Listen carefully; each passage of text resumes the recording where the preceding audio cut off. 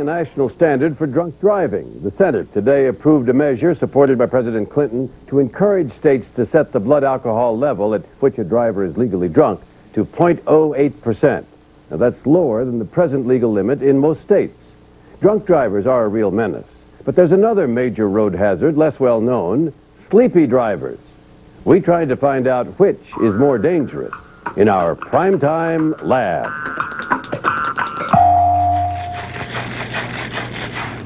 Which is worse? Driving drunk or driving sleepy? Australian researcher Drew Dawson, believe it or not, is the first person to find the answer. He did his research on a group of college students.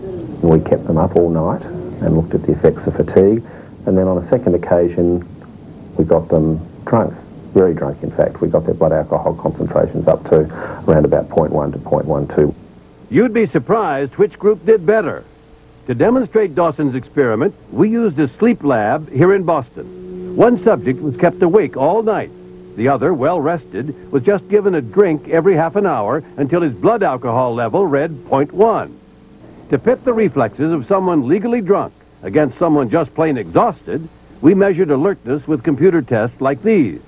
With one of 4 squares flashing red at random intervals, the subject has to press the key that matches.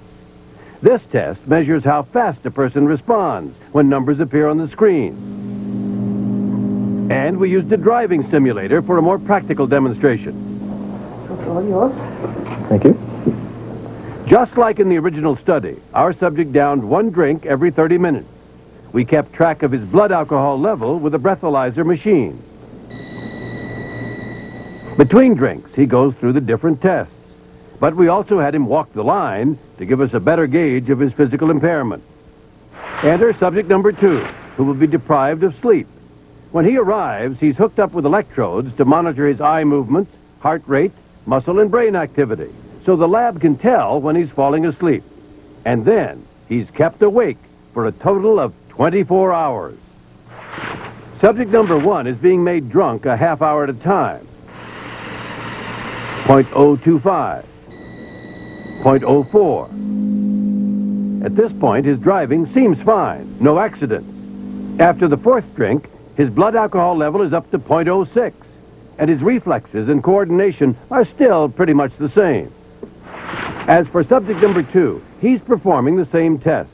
1 a.m., just 2 hours past his bedtime. He's yawning, and his eyes are starting to close.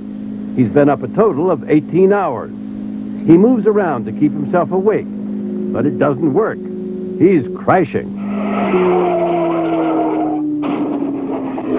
Subject number 1 is slugging it down. After the 6th drink, 3 hours into the experiment, his blood alcohol level has reached 0.11. That's legally drunk in most states. And look at him now. He's finally having some difficulty walking the line. And he's swerving on the simulator. That's what you'd expect after 6 drinks. Amazingly, subject number 2 is worse off. At 2 a.m., he's fighting off sleep and losing. 3 a.m., 4 a.m., 5 a.m. By 6 a.m., he's more asleep than awake, crashing again and again, and not even realizing it. His performance on the simulator and reflex test is worse than a drunk. Imagine meeting him on the road late at night. Between 3 and 7 o'clock in the morning, most of the people in the study were showing a performance impairment greater than a blood alcohol concentration that you wouldn't be allowed to drive a car with, and we were very surprised at that. The results of Dawson's pioneering study show that for morning risers, staying up till 3 o'clock in the morning is equivalent to a blood alcohol concentration of 0.05. By 7 a.m., the level of impairment is equivalent to 0.1, a classic drunk driver. Thanks to Dawson's work, published last year, people are finally taking sleepiness more seriously. It may make people stop and think twice about the comparative risk.